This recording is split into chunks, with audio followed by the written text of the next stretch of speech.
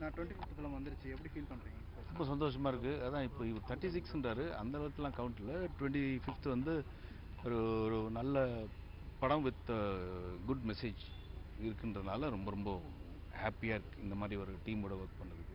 தளபதி 68ல் எப்படி ஃபீல் பண்ணுறீங்கன்னா சார்? ரொம்ப சந்தோஷம், யாருக்கு தான் சந்தோஷம் இருக்காது விஜயனோட நடிக்கிறதுக்கு. எனக்கு அந்த வாய்ப்பு வந்து இப்போ தான் அண்ணா அனௌன்ஸ் பண்ணியிருக்காரு, அடுத்து இன்னொரு படம் தான் பண்ணுவேன் அப்படின்ட்டு. ஸோ அதுக்கு முன்னாடி படத்தில் வந்து நான் நடிக்கிறது ரொம்ப ரொம்ப சந்தோஷம்.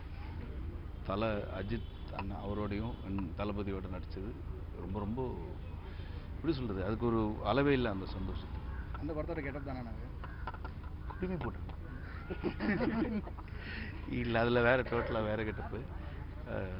இது சும்மா வளர்ந்துச்சு அப்படின்னு போட்டுருக்கேன். அஜித் சாரோட திரும்ப இணையறதுக்கு வாய்ப்பு இருக்கா?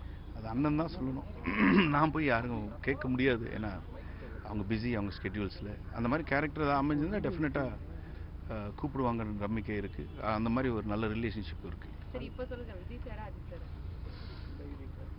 எனக்கு ரஜினி சார். ரஜினி கமல் சார் இருக்காரு. கமல் சார் இருக்காரு. சார் மட்டும் தனியாக பிரிச்சிங்களே. இந்த 25ஓட வீட்டுக்கு அமைச்சிருக்கீங்க போல இருக்கு, சும்மா இருக்கு.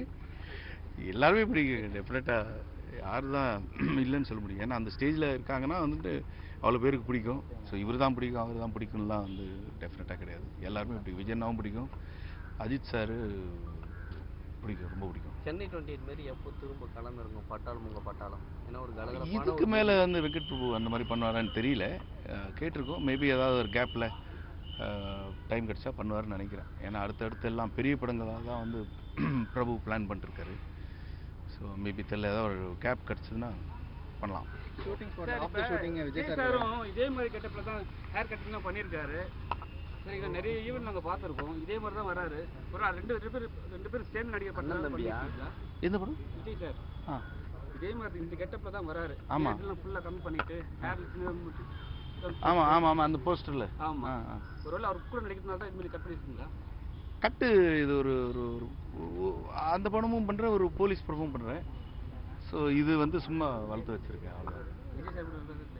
விஜய் சார் நடிச்சிருக்கேன், பட் அந்த கெட்டப் கிடையாது. அது வேற இருக்கு. தம்பியா பண்ணுறீங்களா? அவரோட தம்பி தான், நான் படத்தில் தம்பி இல்லை. ஆஃப்டர் ஷூட்டிங்கில் என்ன இன்ட்ரெஸ்டிங்காக நான் விஜய் சார் கூட? இல்லைங்க, இன்னும் அந்த மாதிரி எதுவும் மீட்டிங் எதுவும் நடக்கலை. So only time to fight, அவ்வளோதான். ரொம்ப விஜய் சார் அரசியல் வந்திருக்காரு, நிறைய பேர் எதிர்ப்பு தெரிவிக்கிறாங்க, நிறைய பேர் வந்து பாசிட்டிவ்னு சொல்கிறாங்க. வைபவோட கருத்து வந்தால் ரொம்ப ரொம்ப நல்லது தானே. ஆனால் கமெண்ட்டில் வந்து ஒரு எக்கு வைக்கிறதுக்கே உங்களுக்கு பல விஷயம் வருது. அந்த எக்குக்காகவே கழகம் வச்சாங்க, இப்போ ஈக்கு சேர்த்துருக்காங்க, வெற்றி கழகம் அப்படின்னு வச்சுருக்காங்க. ஓகே, அதில் இருக்காது. இல்லை, ஸ்டார்டிங்லேயே வந்து பெரிய தடங்களாக இருக்குது. நிறைய பேர் கமெண்ட் அது மாதிரி பண்ணுறாங்க, அரசியலும் சரி நம்ம சினிமா சம்மந்தப்பட்டவங்களும் சரி. இல்லை இல்லை, தடங்கள் இருக்குது, எல்லா விஷயங்களும் இருக்குது. பட் டெஃபினட்டாக வந்து அண்ணா வந்தால் ரொம்ப நல்லாயிருக்கும். நாங்கள்லாம் வந்து எல்லாருமே, நீங்கள்லாம் கூட வர வைப்பீங்க. இப்பயும் ப்ரெசெண்ட்டாக வந்து இருக்கிற உதயண்ணாவும் யாரும் வந்து எதுவும் கம்மி பண்ணல.